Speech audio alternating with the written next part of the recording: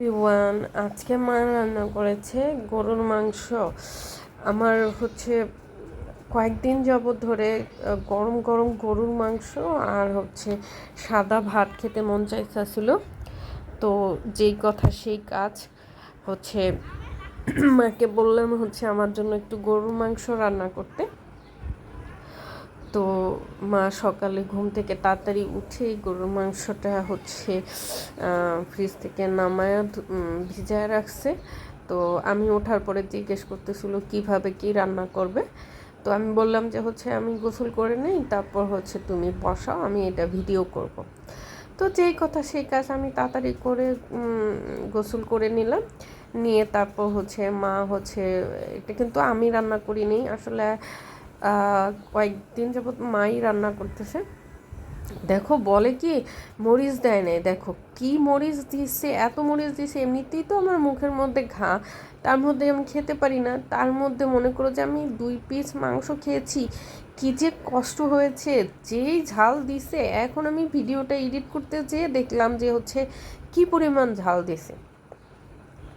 তো সাথে সাথে গরুর মাংস কীভাবে মানে আদা রসুন বাটা আর পেঁয়াজ কেটে দিচ্ছে, সাথে দিচ্ছে কাঁচামরিচ, আর এই তো তারপরে হলুদের গুঁড়া, মরিচের গুঁড়া, ধনিয়ার গুঁড়া, জিরার গুঁড়া, আর গরম মশলার গুঁড়া, আর তেজপাতা দিয়ে দিয়েছে। এই তো এগুলো দিয়ে ভালো করে মা মেখে প্রেশার কুকারে বসায় দিয়েছে।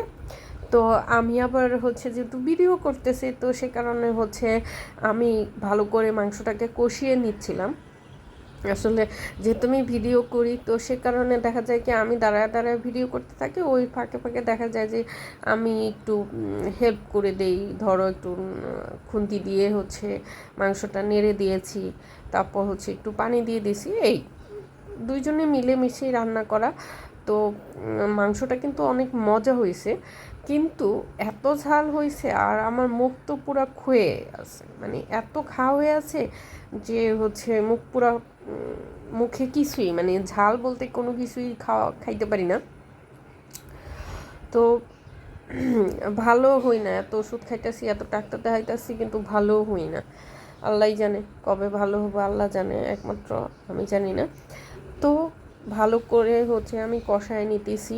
আর প্রেশার কুকারে রান্না করতে তো বেশি সময় লাগে না, জাস্ট মাংসটাকে একটু ভালো করে কষায় নিতে হয়। আর এই কষানোটা ভালো না হলে না না সেই মাংসটা আর মজা লাগে না। তো আমি ভালো করে নেড়ে নেড়ে কষায় নিচ্ছিলাম, যাতে করে আরও ভালো করে কষানো হয়। কিন্তু গরুর মাংসটা আমি একটু আলাদা রকমের রান্না করি, আমি আরও বেশি কষাই। তারপরে আলু দিই, আর আলু তো আমার দিতেই হবে, কারণ আমার আব্বা আলু খুব পছন্দ করে। মাংস মানে আলু দিতে হবে, তার নাকি আলু দিয়ে ওই গরুর মাংসের ঝোল দিয়ে আলু দিয়ে খেতে তার অনেক পছন্দ।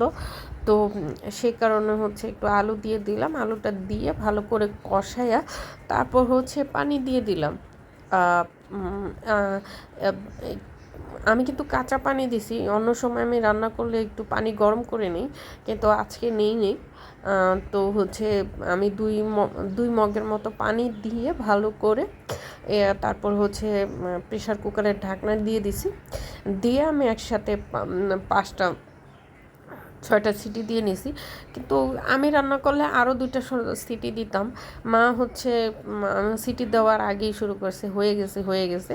কিন্তু খাইতে যেয়ে দেখি মাংসটা আমি যেভাবে সিদ্ধ করি সেভাবে সিদ্ধ হয়নি। তো আর কি, দেখা যাক, রাতে হয়তো আর 2টা সিটি দিয়ে নিব।